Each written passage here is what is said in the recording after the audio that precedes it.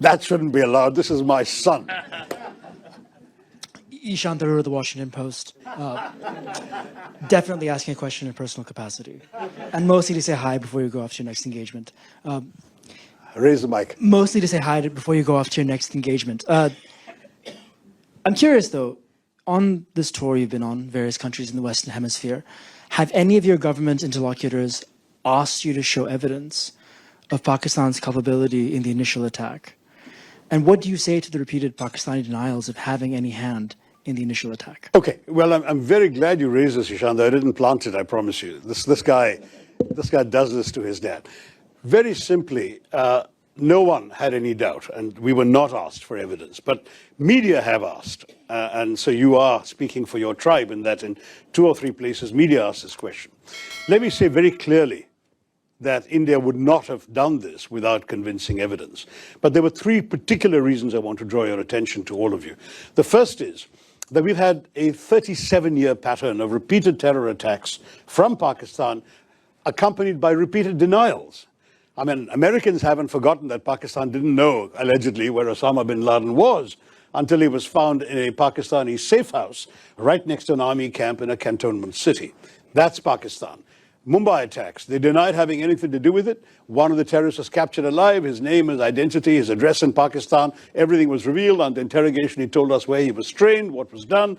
The US intelligence, as well as ours, recorded the chilling voice of the Pakistani handler giving minute-by-minute instructions to the killers in Mumbai, telling them where to go. And they were monitoring Indian TV and saying, there are people hiding on the 3rd floor of that hotel, go and shoot them there. This kind of thing is going on. Your sources recorded this too. So we know what Pakistan's all about. They will dispatch terrorists. They will deny they did so until they're actually caught with red hands. That's the first. So I agree you're going to say, but that's circumstantial. Sure. Second point. The moment this happened, within 45 minutes or so of this happening, the terrorist attack, a group called the Resistance Front claimed credit.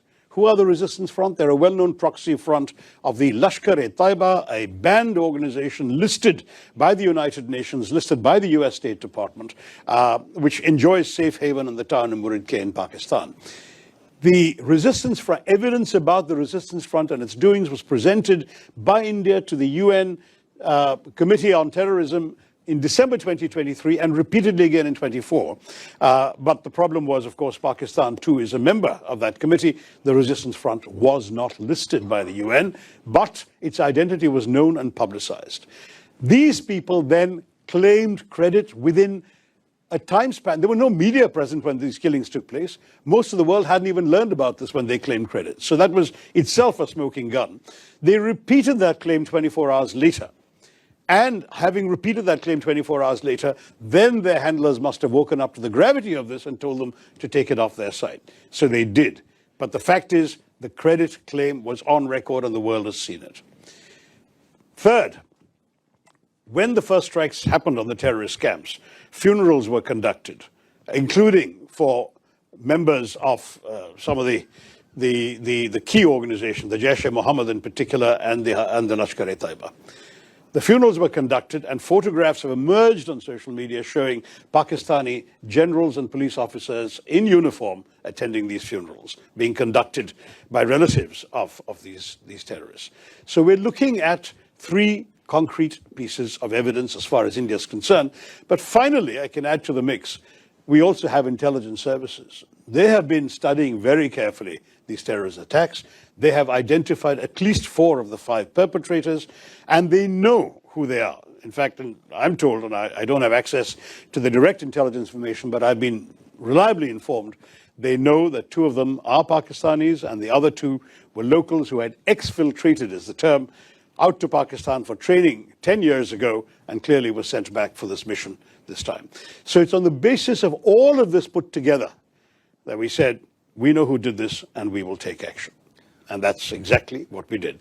I can assure you India is not the kind of country that would undertake a military operation without very solid basis for doing so. This was not some random terror attack. I must say our government counts 24 terrorist attacks in the course of last year emanating from Pakistan, but none of them required this kind of response. We dealt with them. We either got the terrorists or killed them, minimal damage, very little loss of life. We dealt with it. This showed all the hallmarks of a sophisticated, planned, deliberate operation with reconnaissance, with intelligence work, with a modus operandi worked out, this cynical exercise of asking people their religion, shooting them between the eyes. This is not an ordinary terrorist, some bearded fanatic blowing himself up outside a supermarket. This is not that. This is a serious quasi-military style operation, and it required a military response.